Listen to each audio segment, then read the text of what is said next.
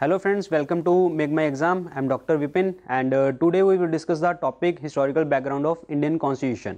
हमने last time में भी यही टॉपिक डिस्कस किया था और इसको आज हम कंटिन्यूशन में लेके आ रहे हैं.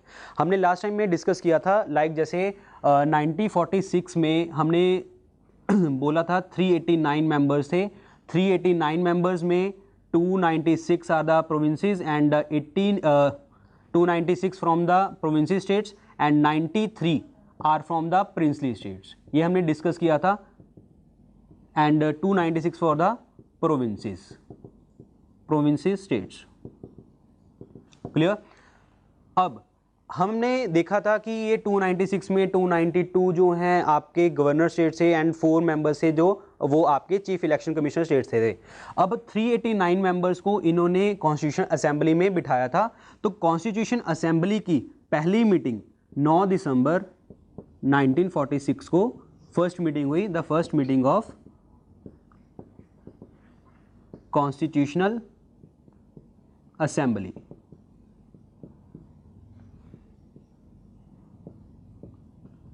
ठीक है. अब फर्स्ट मीटिंग जब 9 दिसंबर को हुई तो इस मीटिंग में हमने फर्स्ट प्रेसिडेंट को चुना था. अगेन ये ध्यान रखना, ये फर्स्ट प्रेसिडेंट जो हैं हम कॉन्स्टिट्यूशन असेंबली के कह रहे हैं. तो वो प्रेसिडेंट थे हमारे सच्चिदानंद सिन्हा. सच्चिदानंद सिन्हा. अब जो सच्चिदानंद सिन्हा थे ये एक्चुअली बनाए गए थे क्योंकि ये सबसे ओल्डेस्ट मेंबर थे हमारे कॉन्स्टिट्यूशन असेंबली के. Oldest member. क्लियर. अब ये जो है सच्चिदानंद सिन्हा ये सिर्फ एक दिन के लिए ही बने थे. आफ्टर दैट 11 दिसंबर 1946 डॉक्टर राजेंद्र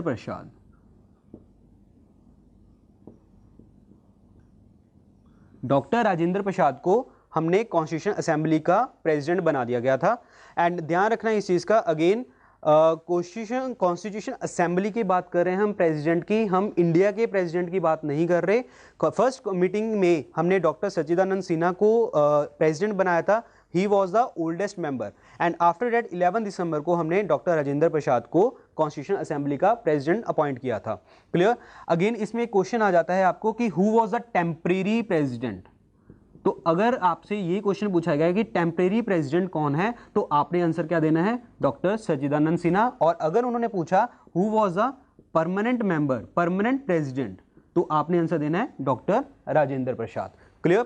अब इसके बाद अब 11th को जब हमने डॉक्टर राजेंद्र प्रसाद को अपॉइंट किया था प्रेसिडेंट, आफ्टर दैट हमने 13 दिसंबर 1946 को हमने एक रेजोल्यूशन चलाया था. That was the objective resolution. Objective resolution actually जो ऑब्जेक्टिव रेजोल्यूशन है ये चलाया था जवाहरलाल नेहरू जी ने.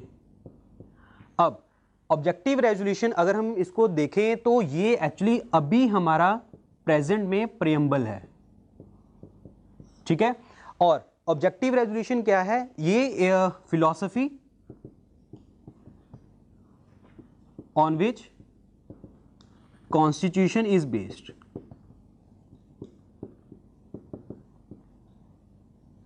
ठीक है जी. अब ऑब्जेक्टिव रेजोल्यूशन क्या है, फिलॉसफी फंडामेंटल्स जो हमारा जिसके ऊपर हमारा कॉन्स्टिट्यूशन बेस्ड है. और अगेन जो हमारा प्रीएम्बल है वही हमारा एक्चुअली क्या था पहले, ऑब्जेक्टिव रेजोल्यूशन. अगेन हमें पता है प्रीएम्बल में लिखा क्या गया है, equality liberty expression of belief इस ऐसे लिखा हुआ है. एंड हम जो प्रीएम्बल है वो नेक्स्ट टॉपिक्स में भी डिस्कस करेंगे प्रीएम्बल के बारे में. एंड आफ्टर दैट 13 दिसंबर को जब हमने ये ऑप्ट किया था, हम ऑब्जेक्टिव रेजोल्यूशन चलाया था, तो इसको हमारी कॉन्स्टिट्यूशन असेंबली ने ऑप्ट कब किया था, 22 जैन 1947. 22 जनवरी 1947 को हमने ये चीज ऑप्ट कर ली थी. क्लियर. आफ्टर दैट जब हम इंडिया इंडिपेंडेंस के टाइम पे 14 अगस्त 1947 इस टाइम पे हम थे अनडिवाइडेड इंडिया.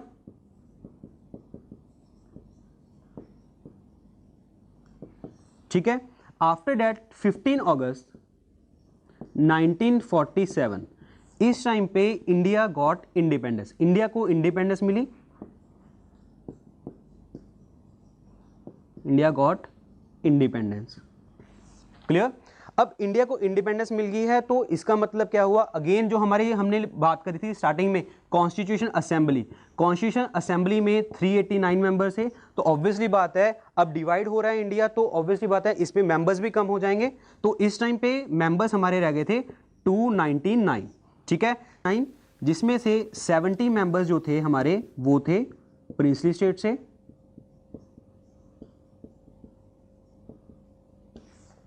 और इसमें से आप माइनस भी कर सकते हैं, दिस इज 9 2 एंड 2, 229 जो मेंबर्स थे ये हमारे थे इंडियन प्रोविंस के, ठीक है। अब हमने यहां पे वर्ड यूज किया है इंडियन प्रोविंस। इंडियन प्रोविंस क्यों यूज किया है, क्योंकि इंडिया को यहां पे इंडिपेंडेंस मिल चुकी है, तो ये इंडियन प्रोविंस आएगा। पहले हमने इसके बारे में लिखा था they are the British province, now they are the Indian province and they are the princely state and they are the elected one, they are the directly elected, और ये क्या थे हमारे इनडायरेक्टली इलेक्टेड, ये हमने लास्ट में भी discuss किया था। क्लियर। अब इसके बाद जब हमने कॉन्स्टिट्यूशन असेंबली बना ली है, ठीक है, अब हमारा कॉन्स्टिट्यूशन भी तैयार हो रहा है, एंड साथ के साथ 17 नवंबर 1947, 17 नवंबर 1947 को हमने जीवी मावलंकर को हमने स्पीकर ऑफ पार्लियामेंट अपॉइंट किया था। क्यों, क्योंकि इस दिन पहली बार हमारी constitution assembly as a parliament मिली थी, तो हमने स्पीकर का अपॉइंट कर लिया था जीवी मावलंकर। क्लियर। अब ध्यान रखना, तो हमारे इसका मतलब तो ये भी हो गया कि जीवी मावलंकर भी स्पीकर हैं, और हमारे प्रेसिडेंट जो हमने डॉक्टर राजेंद्र प्रसाद को चुना हुआ है वो भी, अगेन दो पोस्ट कैसे, लेकिन ये ध्यान रखना अगर वो क्वेश्चन पूछते हैं पार्लियामेंट, अगर वो कॉन्स्टिट्यूशन असेंबली मिलती है एज ए पार्लियामेंट, पार्लियामेंट क्यों मिलती है, फॉर लॉ मेकिंग, अगर वो लॉ बनाने के लिए मिल रही है, ठीक है, तब यहां पे कौन एक्ट करेगा, चेयरमैन कौन होगा, हमारे स्पीकर। क्लियर। अगर कॉन्स्टिट्यूशन असेंबली जो है for the constitution making word use अगर हो रहा है वहां पे, अगर कॉन्स्टिट्यूशन मेकिंग में हेल्प हो रही है, तो यहां पे चेयर कौन करेंगे, हमारे डॉक्टर राजेंद्र प्रसाद।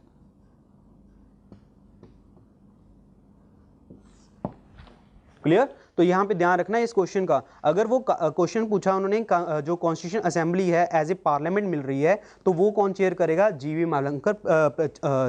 मावलंकर चेयर करेंगे।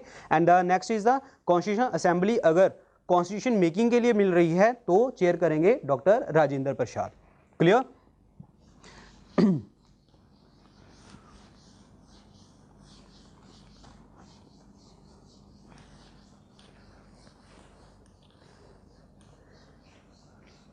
अब जब हम कॉन्स्टिट्यूशन बना रहे थे तो हमारी बहुत सारी इंपॉर्टेंट कमेटीज भी थी जो हमने कॉन्स्टिट्यूशन बनाने में हेल्प करी हैं कमेटीज ऑफ इंडियन कॉन्स्टिट्यूशन, जिन्होंने हेल्प करी थी हमारे इंडियन कॉन्स्टिट्यूशन को बनाने में।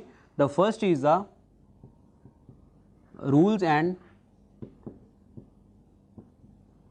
Procedures of the Indian constitution committee, and the second one is the steering committee. इन दोनों कमेटीज के जो चेयरमैन थे वो थे doctor Rajendra Prasad. Clear. Next, fundamental rights,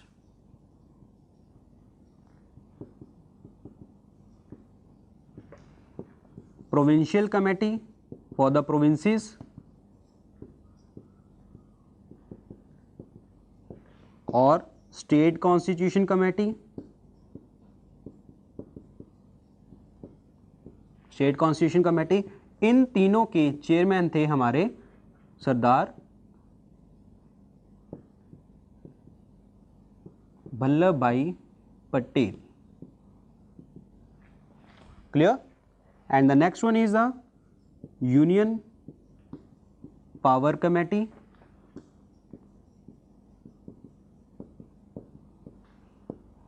union constitution committee. इन दोनों कमेटीज की चेयरमैन थे हमारे जवाहरलाल नेहरू जी। क्लियर। इसके अलावा एक कमेटी थी हमारी, that is a drafting committee. This is the important one. ये क्वेश्चन बहुत बार आता है ड्राफ्टिंग कमेटी के ऊपर। Drafting committee, who is the chairman of drafting committee? Doctor Bhimrao Ambedkar. Clear, ठीक है। तो ये इंपॉर्टेंट कमेटीज हैं हमारी कॉन्स्टिट्यूशन मेकिंग में जिन्होंने हेल्प करी है। इसमें actually most important one is the fundamental right, drafting committee. ये दोनों क्वेश्चन बहुत बार आए हैं पेपर में, ये सबसे ज़्यादा इंपॉर्टेंट क्वेश्चन है, ठीक है। अब डॉक्टर भीमराव अंबेडकर जो हैं वो ड्राफ्टिंग कमेटी के चेयरमैन थे। इस कमेटी में टोटल 7 मेंबर्स थे। Clear, including doctor Bhimrao Ambedkar. Clear. अब इसीलिए डॉक्टर भीमराव अंबेडकर को बोला जाता है the chief architect of Indian constitution.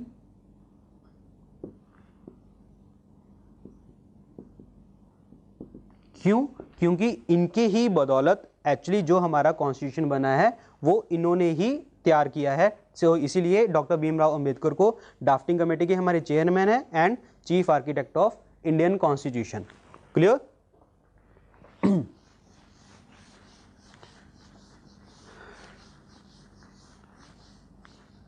जब हमारा कॉन्स्टिट्यूशन बन रहा था तो एक्चुअली हमारा जो कॉन्स्टिट्यूशन है वो तैयार हो गया था 26 नवंबर 1949 को। अब 26 नवंबर 1949 को हमारा कॉन्स्टिट्यूशन तैयार हो गया था, लेकिन हमारा कॉन्स्टिट्यूशन यानी कि हम लोगों को कब मिला था? 26 जैन 1950 को। क्लियर। एक्चुअली ये 2 महीने का जो वेट है, 2 महीने का वेट एक्चुअली इन्होंने क्यों किया था? हिस्ट्री में हमारा एक टॉपिक है इंडियन नेशनल कांग्रेस में जब हम फ्रीडम स्ट्रगल करते हैं 26 जैन 1930। एक्चुअली 26 जैन 1930 इस टाइम पे हमारा सेशन चल रहा था पूर्ण स्वराज सेशन, और इसको लाहौर सेशन भी कहते हैं, ठीक है। इस टाइम पे हमारे फर्स्ट प्राइम मिनिस्टर जो है हमारे जवाहरलाल नेहरू, ठीक है, उन्होंने कंप्लीट इंडिपेंडेंस डे मनाया था। Complete independence day. तो इस डे की इंपॉर्टेंस रखने के लिए वो 26 नवंबर से हमें रिपब्लिक डे के ऊपर यानी कि 26 जनवरी 1950 को नॉर्मल लोगों को भी ये मिला था। द रीजन वाज द पूर्ण स्वराज और लाहौर सेशन। क्लियर। अब कुछ फैक्ट्स हैं इसके रिगार्डिंग हमारे जो इंडियन कॉन्स्टिट्यूशन में आते हैं। फॉर एग्जांपल कि हमारे इंडियन कॉन्स्टिट्यूशन को टाइम कितना बना है? 2 years 11 months एंड 18 days। इतना टाइम लगा है हमारे इंडियन कॉन्स्टिट्यूशन को बनने में। Clear. And the next one is हमारे इंडियन कॉन्स्टिट्यूशन के ऊपर खर्चा कितना है? 64 लाख रुपीस। क्लियर। एंड इसके अलावा हमने बहुत सारे फीचर्स जो हैं वो डिफरेंट कंट्री से हमने बोरो किए थे। तो अप्रॉक्सीमेटली उस टाइम पे हमने अबाउट 60 कंट्रीज के कॉन्स्टिट्यूशन को रीड किया था और हमने अपने इंडियन कॉन्स्टिट्यूशन को तैयार किया था। क्लियर।